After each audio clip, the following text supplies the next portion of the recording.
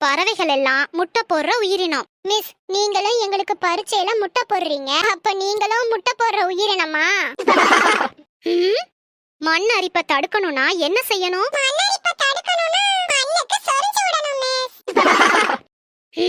முத மாசம் ஜனவரி, 2வது மாசம் பிப்ரவரி, அப்போ 10வது மாசம் என்ன?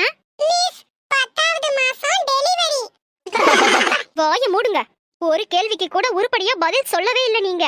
என்கிட்ட நல்லா படிச்சவன் டாக்டரா இருக்கான், படிக்காதவன் பஸ் கண்டக்டரா வேலை பார்த்துக்கிட்டு இருக்கான். இதுல இருந்து உங்களுக்கு என்னடா தெரியுது? உங்ககிட்ட படிச்சவங்க எல்லாம் டிக்கெட் குடுக்கற வேலையில தான் இருக்காங்கன்னு தெரியுது.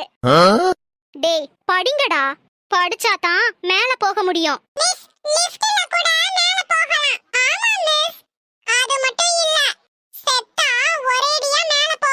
நான் படிச்சாதான் வாழ்க்கையில மேல போகலாம்னு சொன்னேன்.